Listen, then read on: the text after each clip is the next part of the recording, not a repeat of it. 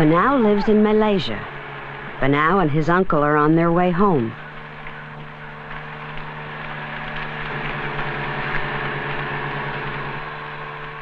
In this part of Malaysia, a lot of traveling is done on rivers.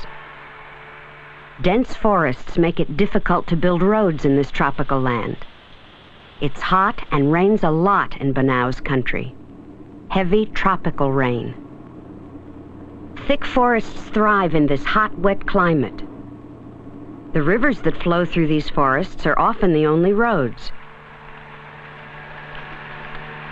Nowadays, most boats have powerful outboard motors.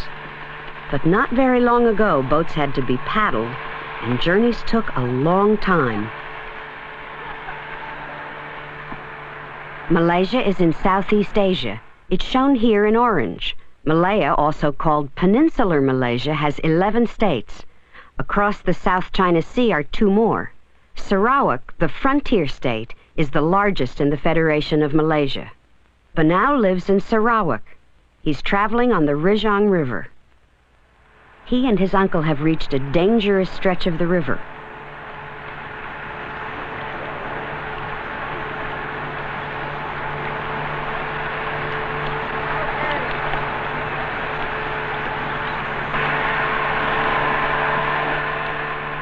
Luckily, they reach calmer water again. Everywhere, the dense tropical forest comes down to the river's edge. They're getting close to home.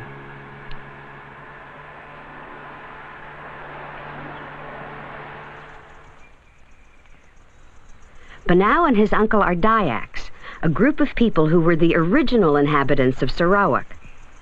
Dayaks usually live in longhouses. A longhouse is shared by many families. Building the longhouse on poles 10 feet above the ground and using a slatted floor lets cool air enter the room. Domestic animals are kept underneath. Along the front of the longhouse is a wide porch. Inside the house, a large common room is shared by all the Dayak families that live here. They often work, eat, and dance in the common room.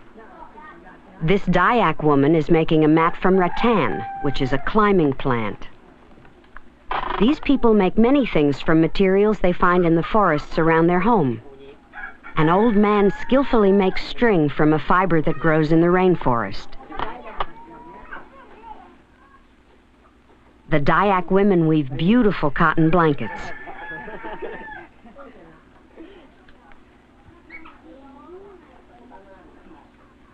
Not all of the space in the longhouse is used communally. Each family has a room of its own. Here, Banau's mother is cooking the evening meal. In this drawing, you can see how a longhouse would look without some of its walls. On the right is the common area for work.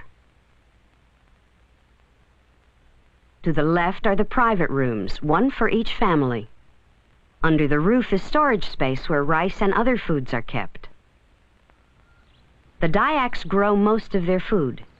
These boys are learning how to plant rice. Small plants are placed in soil covered by water. When the rice has grown and ripened, it's picked. The part containing the rice grains is cut off with a small knife held in the palm of the hand. These are rubber trees. Malaysia supplies 1/3 of the world's natural rubber, and a small portion of this comes from Sarawak.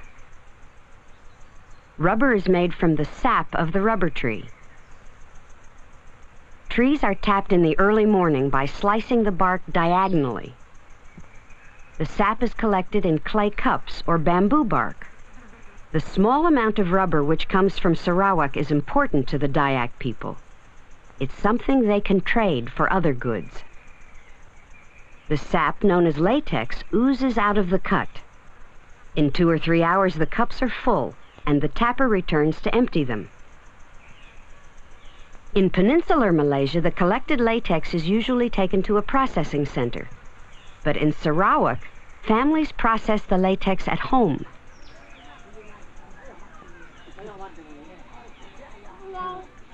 To thicken the latex, they add formic acid.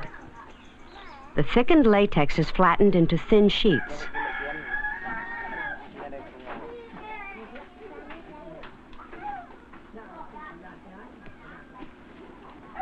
The sheets are squeezed through a press to make them even thinner.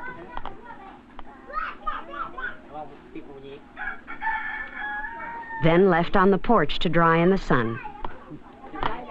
The sheets are smoked, then put into bales and stacked for market. By this time, Banau's mother has finished cooking, and the family is eating in their private longhouse room. The most important food in their diet is rice, which is eaten with small portions of meat and vegetables. Banau's father is the chief of this longhouse.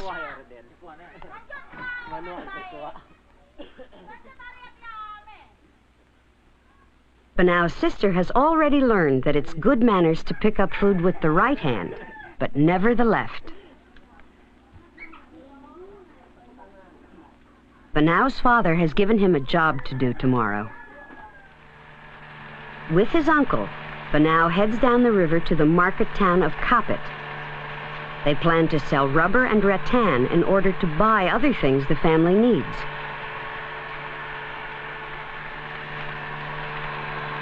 Many people are traveling on the river this morning, perhaps also to sell and buy goods in Kapit. The river is wider near Kapit.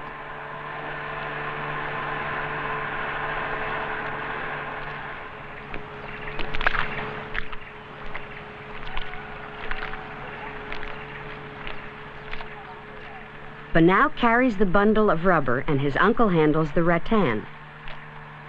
They hope to buy a kerosene lamp and batteries for their radio, things which don't grow in the forest. Banau offers his rubber and rattan to the owner of this store.